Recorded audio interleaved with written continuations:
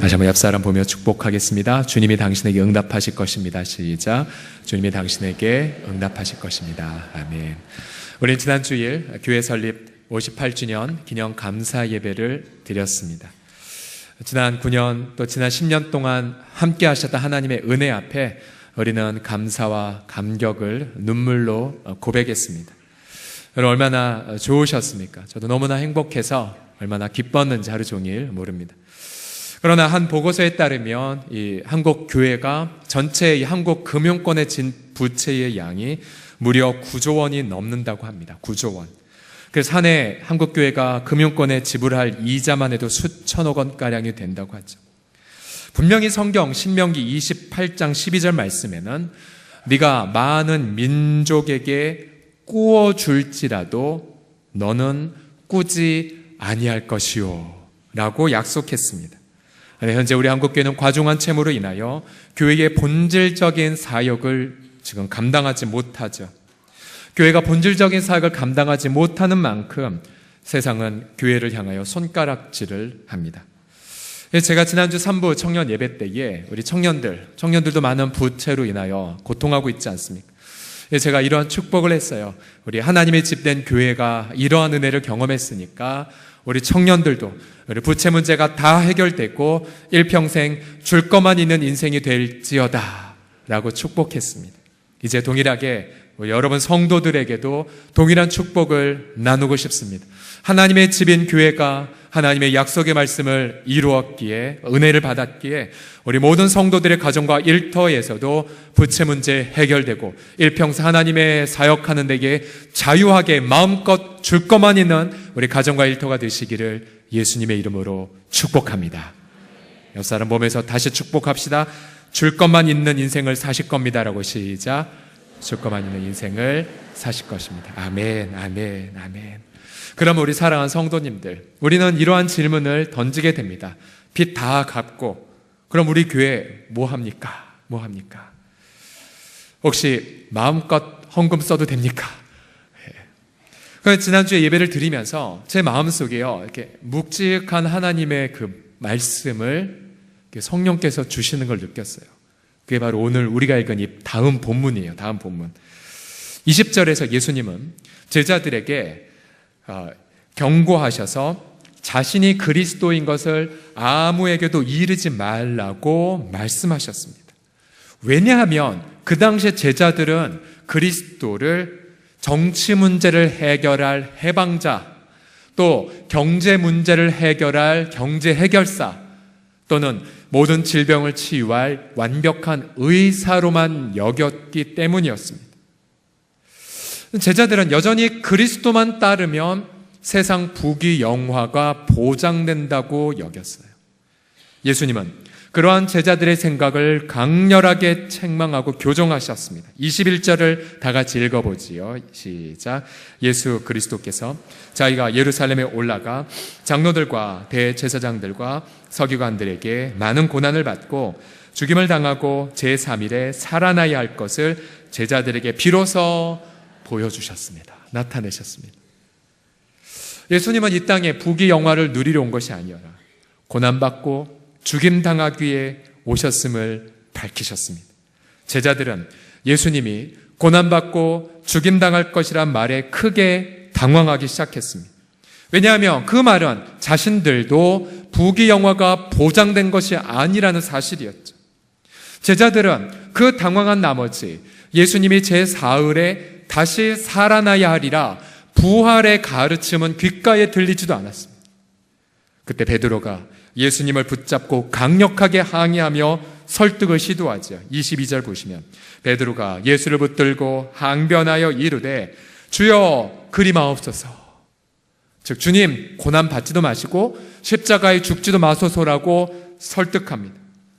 여기서 이 항변하라는 단어는요 그리스 말로 에피티마오인데 예수님이 귀신을 꾸짖을 때 또 예수님 폭풍우를 꾸짖을 때 사용하셨던 단어입니다.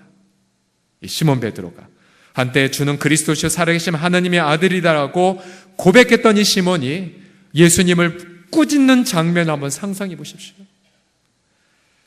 그때 예수님은 베드로의 그 배후에 사단의 어둠의 세력이 있는 것을 분별하고 대적하셨습니다. 23절 같이 읽어보죠. 시작. 예수께서 돌이키시며 베드로에게 이르시되 사탄아 내 뒤로 물러가라. 너는 나를 넘어지게 하는 자로다. 네가 하나님의 일을 생각하지 아니하고 도리어 사람의 일을 생각하는구나. 베드로는 이 순간 교회의 반석이 아니었습니다. 베드로는 그 순간 교회의 장애물이었습니다. 십자가를 믿지 않았던 베드로는 예수님에게 거치는 돌에 불과했었습니다. 왜냐하면 베드로는 하나님의 일을 생각하지 아니하고 사람의 일만을 생각했기 때문이죠. 우리 서울홍성의 성도들이요, 우리는 하나님의 전적인 은혜로 말미암아 또 다른 교회들과 이 은혜를 나누게 하기 위하여 우리는 아무런 그런 한 잘못 잘한 것이 없지만 전적인 은혜로 말미암아 우리 매주마다 적지 않은 성도들, 또 우리 많은 우리 주일학교 학생들, 또 이 훌륭한 예배당을 선물로 받았습니다. 그러면 이제 우리 교회가 추구해야 될 가치는 무엇일까요? 하나님의 일과 사람의 일, 이 둘 사이를 어떻게 분별해야 될까요? 첫 번째로 하나님의 일과 사람의 일은요, 이렇게 분별할 수 있습니다. 과연 나는 한 영혼을 위해 모든 것을 거는가? 아니면 수많은 많은 사람들의 박수갈채를 받는 명예를 추구하는가? 교회도 마찬가지입니다. 교회가 무수하게 많은 군중을 향해 그렇게 벌떼같이 사람들이 몰려오도록 기도하고 바라는가? 아니면 교회가 사람이 적든 많든지 간에 한 영혼을 위해 모든 것을 거는가? 이것이 바로 우리 교회가 붙잡아야 될 가치입니다. 예수님이 왜 종교 지도자들에게 죽임을 당하신 줄 아십니까? 복음서를 보면 예수님이 바로 한 영혼을 위해 모든 것을 거셨기 때문이었죠. 가령 예수님은 안식일 날 손 마른 자, 안식일 날 의료 행위를 하면 분명히 비난을 받을 걸 아셨음에도 주님은 한 영혼을 향한 긍휼로 그 영혼을 치유하셨고, 그때부터 종교 지도자들은 예수님을 눈엣 가시처럼 보였습니다. 예수님은 종교 지도자들이 그렇게 저주받았다고 여겼던 나환자들, 그런 세리들, 창녀들에게 다가가 그들을 터치하고 위로하고 자유케 하시고 죄 용서를 해주시자 지도자들은 예수님을 죽이는 마음을 품었습니다. 예수님 스스로 자신은 의인을 부르러 온 것이 아니라 죄인을 부르러 왔다라고 말씀하시면서 자신은 세리와 그런 죄인의 친구라는 그 별명을 받는 것을 거부하지 않으셨죠. 결국 예수님은 죄 때문에 하나님과 단절된 영혼들을 위해 스스로 제물이 되셨습니다. 예수님은 한 영혼을 위해 모든 것을 바치셨습니다. 그는 명예를 추구하지 않고 명성도 내려놓으셨죠. 그래서 교회도 예수님처럼 한 영혼을 향하여 모든 것을 내려놓아야만 합니다. 우리가 종종 주일학교 섬기다 보면 우리 아이들의 숫자가 많고 적음 때문에 우리 마음이 낙담되거나 또 반대로 자랑할 수 있죠.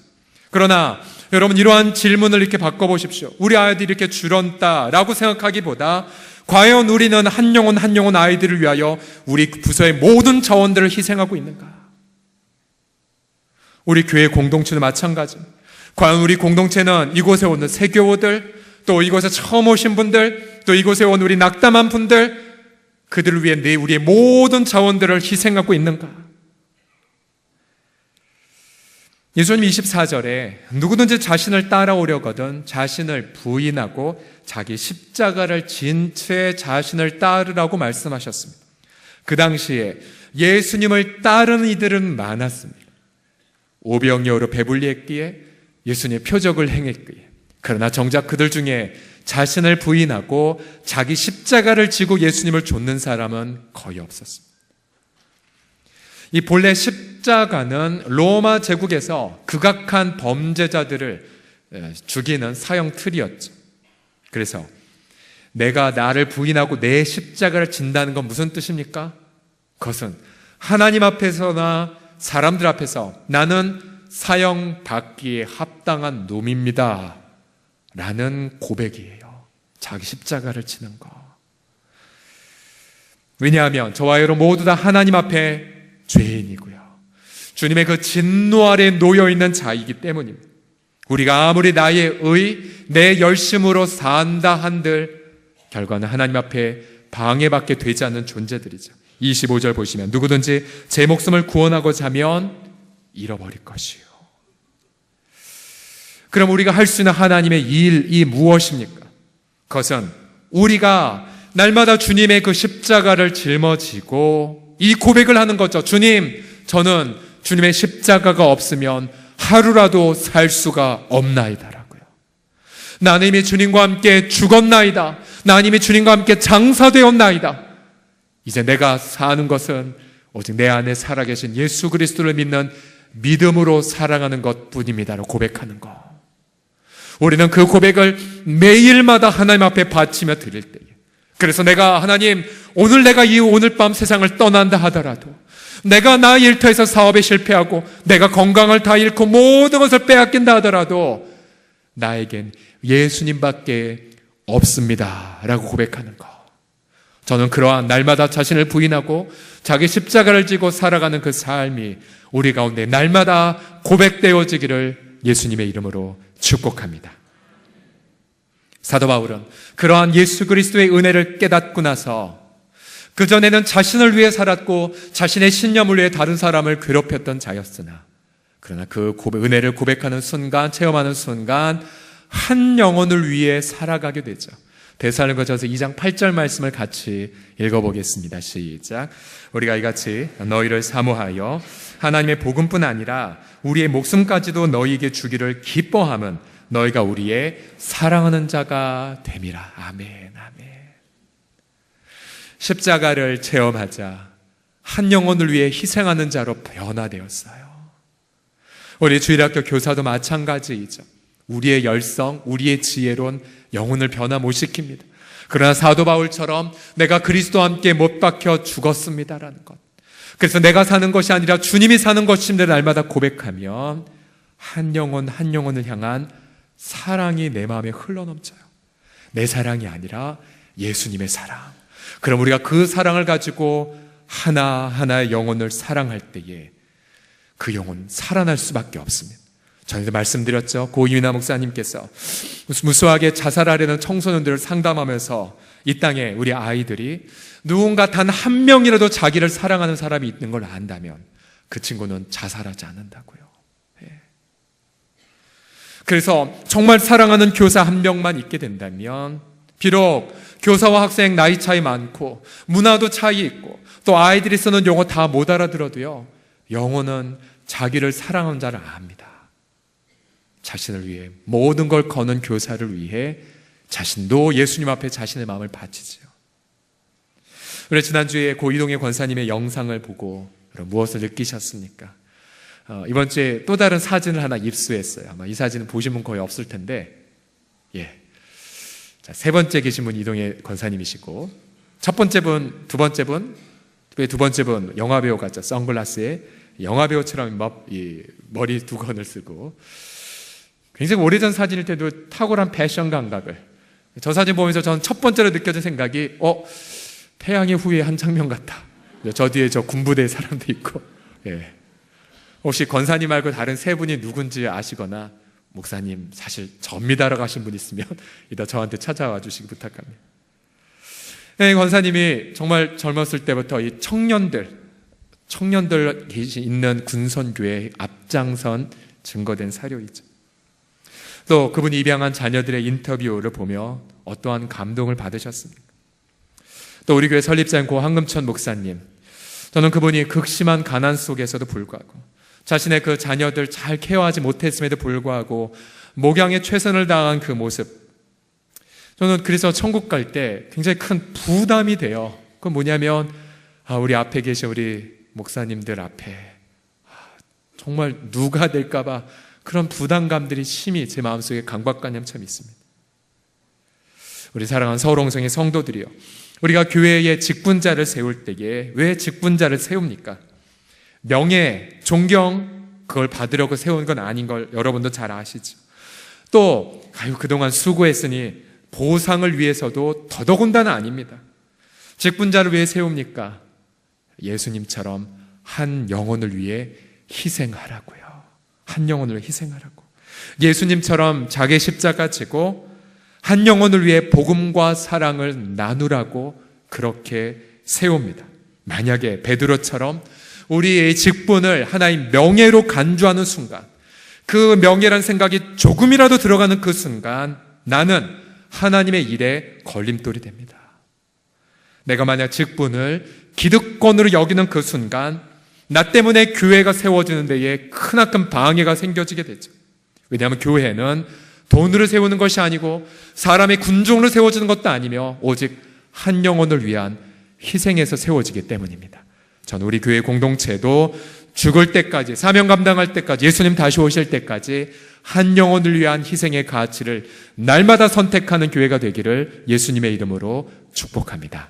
두 번째로 우리 교회가 추구해야 될 가치는요, 세상의 부요함이 아니라 바로 영적 부요함을 추구하는 것입니다. 26절을 다 같이 읽어보지요. 26절 시작.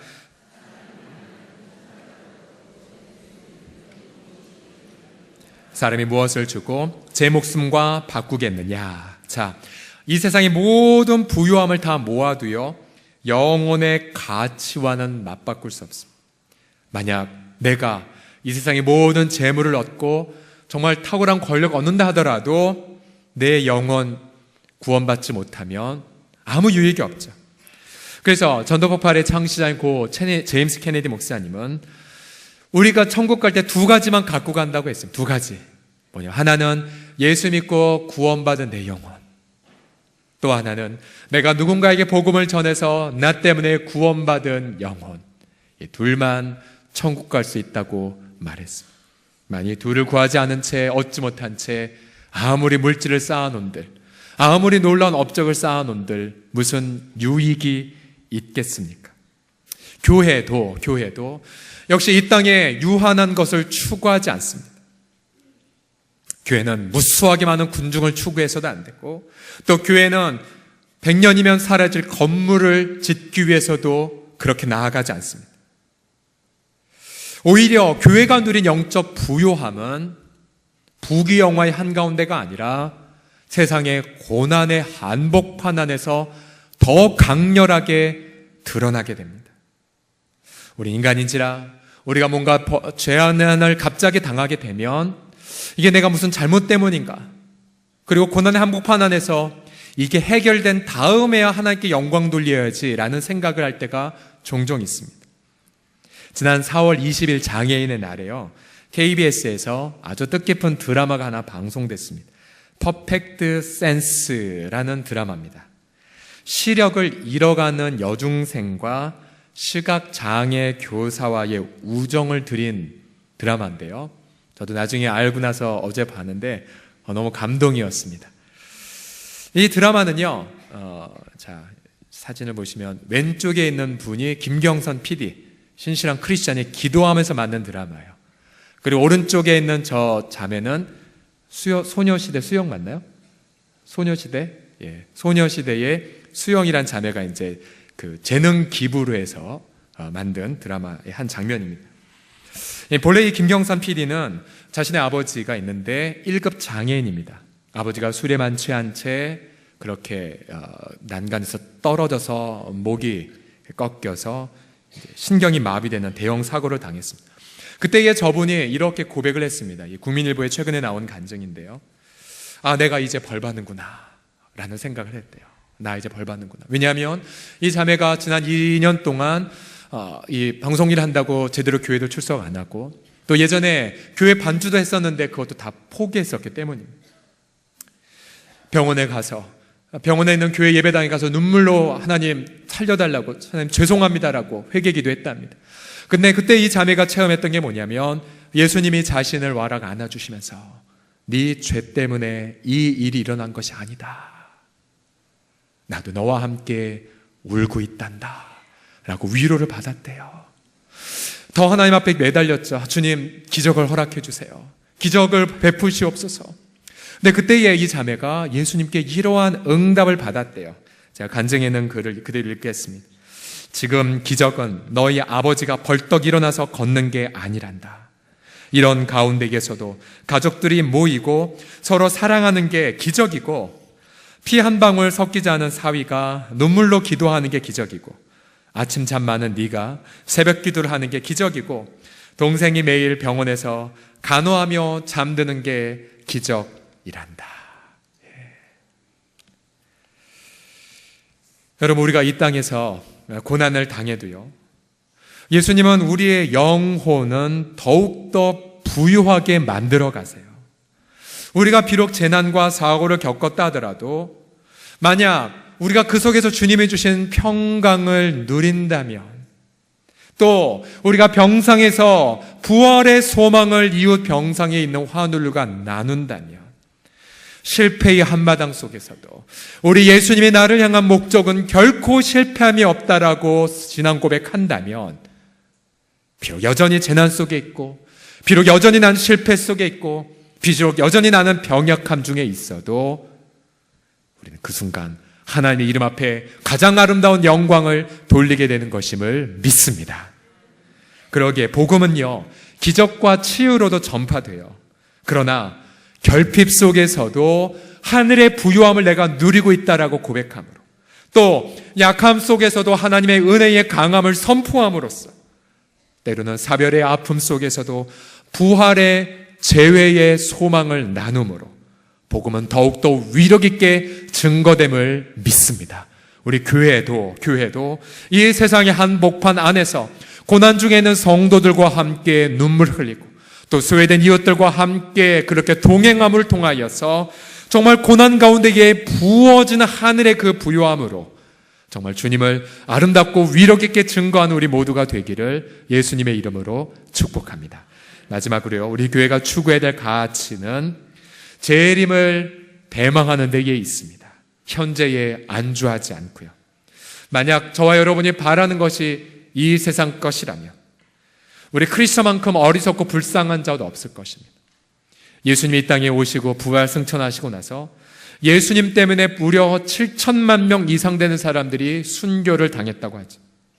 그럼 그들의 희생은 헛된 것이 됩니다. 기독교의 이미지는 늘 우울하고 근심할 수밖에 없겠죠. 그러나 사랑하는 성도들이여, 기뻐하십시오.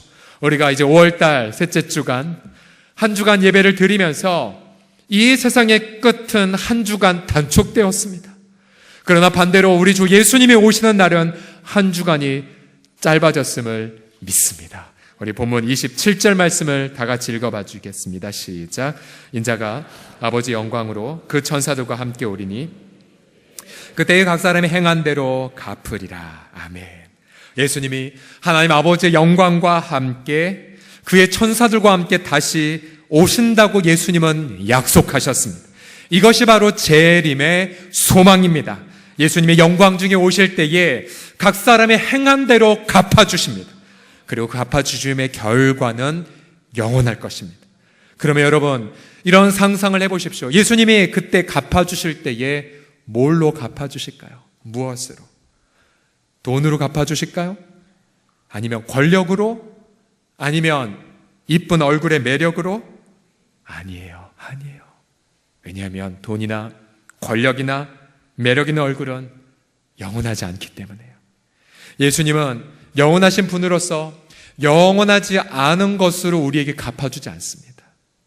예수는 우리에게 갚아주시되 영원한 것으로, 즉 당신이 부활하셔서 영원히 계시기 때문에 영원히 썩지 않을, 쇠하지 않을 영광으로 우리에게 갚아주시죠. 신령한 몸으로 우리들을 부활시켜 주시고, 그리고 하나님과 같은 영광을 영원히 누리게 하여 주십니다. 할렐루야. 그래서 저희 아버님이 이제 소천하신 3주기가 되었지만은, 저희 아버님이 토요일날 소천하셨을 때 제가 주일을 앞두고 당황을 했죠. 이게 연기를 해야 되나, 주일 다 보내고 내가 장례를 치러야 되나 고민에 빠졌을 때 제 멘토 목사님께 전화를, 목사님 이러이러한데 어떻게 할까요? 연기할까요? 근데 전화기 너머에서 그 목사님이 하신 말, 무슨 소리냐 서목사, 영광일세, 영광일세, 영광일세, 오늘부터 예배 드리시게, 장례 예배. 아, 그렇구나, 영광이구나, 영광이 이루어진 시간이구나. 오늘 본문에서 26절과 27절을 보면 흥미롭게도요, 이 비즈니스와 관련된 용어가 많이 등장돼요. 예를 들어 26절에 보면 유익하다, 즉 이득이 나다, 또 주다, 교환하다, 27절에 갚다 등이 바로 그것입니다. 자, 예수님의 이 단어들을 선택한 이유가 무엇일까요? 그것은 저와 여러분들에게 우리 이 땅에서의 가장 현명한 투자가 무엇인지 생각하라는 뜻 아니겠습니까? 이 땅에서 경험할 가장 현명한 투자. 제가 약 10년 전에 봉천동에서 청소년 사역을 할 때에 주님이 제게 이러한 질문을 던지셨어요. 경철아, 네가 맡고 있는 이 아이들을 위해 죽을 수 있겠냐? 네 목숨을 다오. 저는 그 질문 앞에 당연히 주님, 그럴 수는 없습니다. 제 인생 제가 보기에 창창해 보이는데 이 가난한 봉천동 아이들을 위해 죽다니요. 여러분 그런 생각 한 번도 안 하셨나 보네요. 솔직히 주 앞에 얘기했어요. 주님, 저 그럴 수 없습니다. 그러나 주님은 그때부터 제게 계속해서 부드럽게 말씀하셨어요. 뭐라고 말씀하시는지 아십니까? 번개를 들이내고 지진내고 안 그러면 너 죽이겠다 이런 위협이 아니라 너무도 부드럽고 친절하고 온유하게 하신 말씀. 경철아, 그런데 나는 말이야 너를 위해 내 영원한 생명을 투자했는데 그게 다였어요. 내 영원한 생명을 너를 위해 바쳤는데. 그럼 여러분 어느 강팍한 자가 이 말 들었는데 안 바치겠다고 하겠습니까? 반복되는 주님의 말에 제 마음이 녹아지면서 주의 사랑이 이거구나. 주의 사랑이 나같이 무가치한 자를 위해 영원히 헤아릴 수 없는 가치를 가진 분 희생하신 거, 나같이 쓸모없는 자를 위해 영원한 하나님의 아들이 자기를 바친 거, 그러면 나도 바칠 수 있겠구나. 이것이 바로 선명한 투자라는 사실을 본문은 주님이 말씀하고 계세요. 과연 저와 여러분도 무엇을 위해 오늘 하루를 투자하며 살고 계십니까? 과연 저와 여러분은 영원을 바라보고 살고 있습니까? 아니면 하나님을 아직 모르는 이방인들처럼 먹고 마시는 것 때문에, 생존 때문에 살아가고 있습니까? 우리 주님 분명히 언약하셨지요. 너희는 먼저 그의 나라와 그의 의를 구하라. 그래야만 이 모든 것들, 너희의 먹을 것, 입을 것, 그리고 살 곳을 주님이 신실하게 더해 주시리라. 적은 무리여 기뻐하라. 하늘아버지가 너희에게 그의 나라를 주기를 기뻐하시느니라. 그러면 우리 사랑하는 성도들이여, 예수 믿는 성도라면 멋지게 살아갈 수가 있겠죠. 저는 우리 성도들 가정 신방하면서 제가 그런 감격을 많이 경험해요. 뭐냐면 경제 어렵잖아요. 쉽지 않잖아요. 그런데도 불구하고 시편 말씀에 내가 의인이 걸식하는 것을 보지 못했다는 구절들 있잖아요. 어려운 건 똑같이 어려운데 정말 있을 수 없는 상황에서 하나님 문을 열어주셔서 직장에 취직해 하시고, 정말 집을 구할 수 없는 상황인데 환경을 주관하셔서 집을 얻게 하시고, 저는 성도들의 삶을 보면서 그래, 하나님은 지금도 일용할 만나를 이 광야와 같은 생활에서 보내어 주신 하나님. 그러면 우리의 결과는 자명합니다. 결론은 자명하죠. 하나님이 일용할 양식을 주시는 걸 분명히 믿는다면 우리는 더욱더 자유함과 담대함을 가지고 하늘의 영원하게 남을 의의 가치를 위해 멋지게 살아가는 것. 설령 인생 살다가 어려움을 겪는다 할지라도 어려움에 항복하는 낙담하고 좌절하는 것이 아니라 더욱더 하나님 앞에 감사의 제단을 쌓아가고 더욱더 하나님의 영혼을 위하여, 영원한 가치를 위하여 우리 자신을 헌신하는 그 삶, 멋진 크리스찬의 삶. 저는 그러한 삶이 우리의 삶, 우리 성도들의 삶이 되기를 예수님의 이름으로 축복합니다. 40년 동안 아프리카에서 최선을 다해 복음을 선포한 헨리 모리슨 부부가 있었습니다. 모든 사역을 마치고 이제 은퇴하여 뉴욕 항구로 가고 있을 때, 그때 이 수많은 군중들이 눈앞에 보였습니다. 그러나 헨리 선교사는 아내에게 쓸쓸히 말했습니다. 누가 우리들을 기억이나 할까? 잠시 후 군악대의 팡파르와 또 사진기자들의 플래시와 함께 한 사람이 내리는 걸 보았습니다. 그 바로 미국 대통령 루즈벨트. 이 선교사 부부는 이 대통령이 타고 있는 걸 미처 알지 못했습니다. 루즈벨트는 그 당시에 아프리카에서 사냥을 마치고 이제 집에 돌아오는 길이었습니다. 대통령은 미소를 지으며 손을 흔들고 환영하는 군중 인파 속으로 사라졌습니다. 잠시 후 썰렁한 항구에 노 부부가 짐을 들고 힘없이 내려갔습니다. 환영하는 사람 하나도 없었습니다. 택시를 타고 그리고는 선교부가 마련해준 단칸방이 있는 집으로 그렇게 갔습니다. 선교사님은 속으로 생각했습니다. 이건 대단히 잘못된 거다. 대단히 잘못된 거다. 40년간 예수님이 헌신한 나는 아무도 환영해 주지 않는다. 기껏 저 사냥이나 하고 돌아온 자를 위해 저렇게 환영하다니. 그 못마땅함은 영적 침체로 빠졌고 깊은 우울감과 슬픔 속에 몇 주를 보냈습니다. 사모님이 송이사님 하나님께 좀 기도 좀 해봐요. 기도자. 이 못마땅한 가운데에 그러자 헨리가 결심하고 방에 들어가서 자신의 그 마음의 깊은 고통을 다 쏟아부었습니다. 한참을 지나자 얼마 후에 헨리 얼굴이 밝은 미소를 지으며 아내한테 왔습니다. 헨리 무슨 일 있어요? 제가 정말 하나님 앞에 눈물을 품고 기도했더니 주님이 내게 이런 음성을 들려주셨어요. 하나님이 자신의 손을 나의 어깨에 터치하시면서 하는 말. 헨리, 사랑하는 헨리, 내 아들아, 너는 말이 아직 내 집에 돌아온 게 아니지 않냐. 우리 사랑하는 성도들이요, 우리 교회도요, 빚 다 갚아도요, 우린 아직 집에 돌아온 거 아닙니다. 우리가 과거에 아무리 화려한 신앙의 이력을 경험했어도 우린 아직 집에 온 게 아닙니다. 우린 아직 나그네일 뿐. 우린 여전히 우리 주변에 내가 희생해야 될 한 영혼들이 있고요, 또 내가 고백해야 될 정말로 소외되고 고통하는 이웃들이 아직 있습니다. 내 나이가 어쨌든 상관없이 우린 여전히 이 땅 가운데 나그네로서의 사명을 갖고 나아가고 있죠. 우리 사랑하는 성도들이요, 우리 교회가 그저 수적으로만 많아지고 그리고 뭔가 어떤 화려한 인간적 프로젝트만 하는 것에 혈안이 되어야 될까요? 아니에요. 언젠가 하나님의 때가 되시면, 지금은 아니지만 하나님의 때가 되시면요, 우리 교회도 너희도 모든 기득권을 내려놓고 배가하라고. 여기에 그저 안주하지 말고 한 영혼을 위해 희생하며 나아갈 것을 말씀하시는 때가 올 거예요. 우리 사랑하는 성도들이요, 우리가 아직 고향에 돌아오지 않았지만, 그러나 우리가 고향에 돌아가는 그날, 저 천성에 이르는 그날, 여러분 상상해 보셨습니까?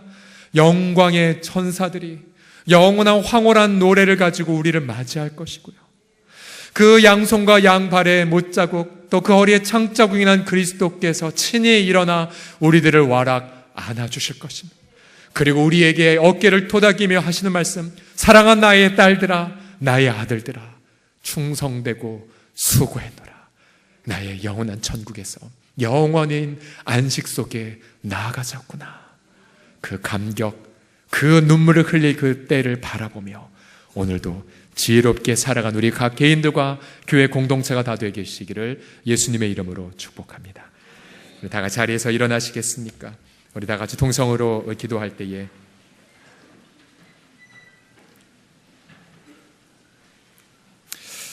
때론 인생이 너무나 힘들어서 하나님의 뜻이 무엇입니까? 하나님 갈 길을 알지 못하겠습니다 고민할 때요, 주님 말씀하세요. 이미 보여주셨어요. 그 갈 길이 뭔지 아십니까? 한 영혼을 위해 희생하는 겁니다. 한 영혼을 위해 희생하는 거예요. 또 내가 우리 교회에 왔더니 아무도 나 알아봐 주지 않고 정말 나를 신경 쓰지 않는 것 같다고 느끼십니까? 아니요. 여러분, 그 나에게만 관심 있는 이기심을 회개하고 우리 교회에 왔을 때 내가 관심 가져다 한 영혼, 내가 돌아와 봐야 될 한 영혼을 향해 안부 물어봐 주시고 그를 품고 기도해 주십시오. 한 영혼을 위한 희생이 아니면 우린 예수님을 닮아갈 방법이 없습니다. 한 영혼을 위한 희생이 아니면 우린 사명 성취할 방법을 찾을 수 없습니다. 우리 교회와 개인이 한 영혼을 위해 모든 것을 거는 그러한 삶을 살아가도록 같이 우리 동성으로 결단과 회개의 기도 드리겠습니다. 기도합시다. 신실하신 아버지 하나님이여, 이 시간 아버지 우리의 마음을 바쳐서 고백하며 기도합니다.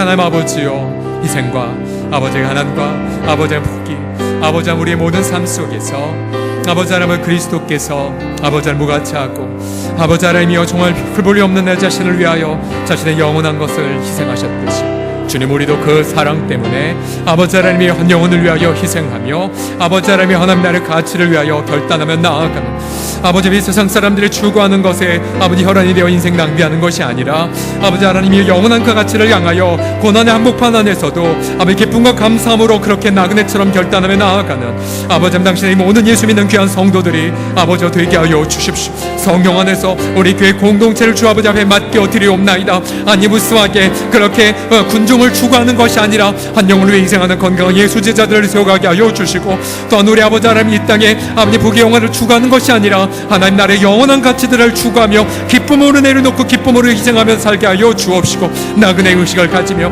날마다 저 천성을 향하여 기쁨으로 담대하게 걸어 나아가는 우리 복의 근원된 우리 모든 하나님의 사람들이 되게 하여 주시옵소서.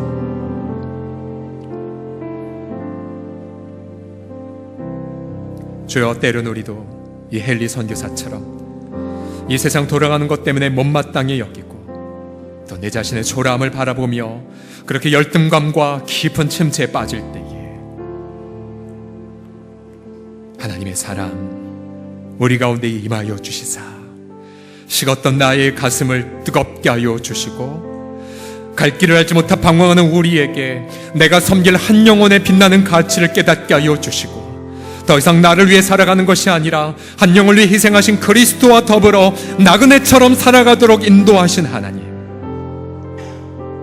비록 나의 전체의 인생이 한 영혼을 위해 바쳐진다 할지라도 한 영혼을 구원한 것이 온 세상을 구원한 것과 보다 더 가치 있음을 말씀하신 주님 앞에 기쁨과 감사함으로 살아가는 정말로 아름다운 나그네와 같은 공동체가 되어지도록 아버지 우리 교회와 한국교회를 주님 긍휼히 여겨 주셔서 우리가 죽을 때까지 예수 그리스도 다시 오시는 그날까지 교회를 향한 하나님의 아름다운 숭고한 가치를 실현해 나아가는 주님 아버지 아름다운 공동체 되게 하여 주시옵소서. 예수님의 이름으로 기도드립니다.